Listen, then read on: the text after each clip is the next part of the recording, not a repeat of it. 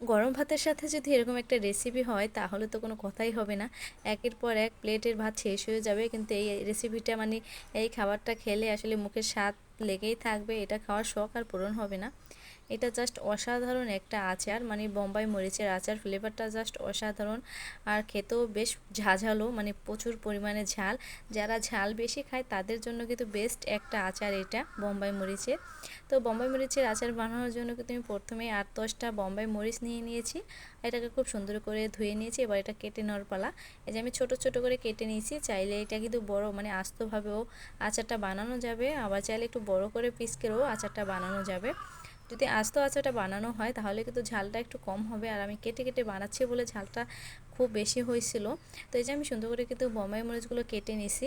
আর এই বোম্বাই মরিচগুলো কিন্তু আমার গাছেরও না বা কেনাও না, এই বোম্বাই মরিচগুলোকে গিফট পাইছি। গিফট বলতে আমার যে আরিফের মানে আমার ছেলে, তার ক্লাস ফ্রেন্ডের মা এই বোম্বাই মরিচগুলো দিছিল। তো ভাবলাম যে এই মরিচগুলো ফ্রিজে থাকলেও বেশি দিন থাকবে না, নষ্ট হয়ে যাবে। এমনি তো বোম্বাই মরিচটা খেতে ভালোই লাগে, মানে ঘ্রাণটা অসাধারণ, কিন্তু অনেক পরিমাণে ঝাল বলে সেভাবে খাওয়া হয় না। এই জন্য ভাবলাম যদি আচার দিয়ে রাখা যায় তাহলে আমার নিয়ে অনেক দিন খাওয়া যাবে, এটা ভেবেই কিন্তু আসলে আচারটা বানানো। এবার আসি রসুনের কাছে। আচার বানানো হবে, সেখানে রসুন দেওয়া হবে না, এটা কোনো কথা বলো? আচারের সাথে যদি রসুন না হয় তাহলে তো আচারটা জমেই না। যাই হোক, এই জন্য কিন্তু আমি রসুন কাটতে চলে আসছি। আর রসুনটা যেহেতু ছোট ছোট ছিল, এর ভিতরে যে দানাগুলো সেটাও খুব ছোট ছোট ছিল, এই জন্য এটা বাছতে কিন্তু খুব কষ্ট হইতেছিল। তো আমি আস্তে আস্তে করে কিছু পরিমাণে রসুনের যে কোয়াগুলো থাকে ওইটাকে আঁশটা ছাড়িয়ে নিছি। তারপরে কিছু কিছু কিছু আঁশ ছিল, এটা আবার যখন তেলের মধ্যে দেবো তখন কিন্তু এটা উঠে যাবে। এই দেখো আমি এই যে রসুনটা সুন্দর করে আঁশটা ছাড়িয়ে নিয়েছি। এবার আছে আচারটা বানানোর জন্য চলে যাব। তো প্রথমে আমি কড়াইতে তেল দিয়ে দিয়েছি। তেলটা যখন গরম হয়ে যাবে, এখানে আমি শুকনো মরিচ, তেজপাতা, এলাচ, দারচিনি, গরম মশলা এটা দিয়ে সুন্দর করে একটু নাড়াচাড়া করে নিব। এটা আসলে আচারের পরিমাণ অনুসারে যে যেরকম দেয় আর কি, এই জন্য এটা যখন নাড়াচাড়া করে নিব তারপরে দিয়ে দেবো রসুনটা। রসুনটা দিয়ে খুব সুন্দর করে একটু ভাজতে থাকবো, তখনই ফ্লেভারটা সুন্দর বের হইতেছিল। এরপরে দিয়ে দিয়েছি পাঁচফোড়ন।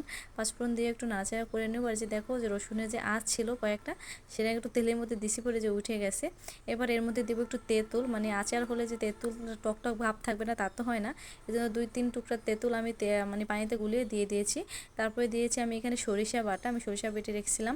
তারপরে দিয়েছি হলুদের গুঁড়া, মরিচের গুঁড়া, দিয়েছি পরিমাণ মতো একটু চিনি। চিনিটা যে যার মতো করে দিবে, ঝাল টক মিষ্টি মানে যে যেরকম খায়। দিয়ে দিয়েছি লবণ, আর দিয়ে দিয়েছি আদা রসুন বাটা।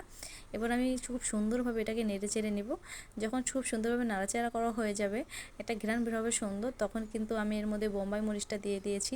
আর এই মরিচটা দেওয়ার পরে বিশ্বাস করো এত সুন্দর একটা ফ্লেভার বের হইতেছিল, আচারের ঘ্রাণটা কিন্তু আমার সারা ঘরে একবারে ভরে গেছে। মানে বোম্বাই মরিচ বলে কথা, ফ্লেভার তো ছড়াবেই, তাই না? এবার কিন্তু এখানে আমি একটা ভাজা মশলা দেবো, এখানে পাঁচফোড়ন, জিরা হচ্ছে ধনিয়া, এটা আমি সুন্দর করে ভেজে গুঁড়ো করে নিচ্ছি। তো এটাকে আমি পরিমাণ মতো দিয়ে দিয়েছি, দিয়ে একটু নাড়াচাড়া করে নিচ্ছি। পরে এত সুন্দর ঘ্রাণ বের হইতেছিল পাঁচফোড়নের সাথে, আছে আর বোম্বাই মরিচের অসাধারণ। তো তারপরে একটু দিয়ে দিব ভিনেগার। ভিনেগারটা দিলে আচারটা অনেকদিন ভালো থাকে, এই জন্য পরিমাণ মতো একটু ভিনেগার দিয়ে দিছি। এবার নাড়াচাড়া করে নামিয়ে নিলে হবে। আচারটা কিন্তু আমি 2-3 বার খাইছি। প্রথমবার যখন খাইলাম তখন কিন্তু আমি বেশি পরিমাণে নিছিলাম, আসলে বুঝি নাই।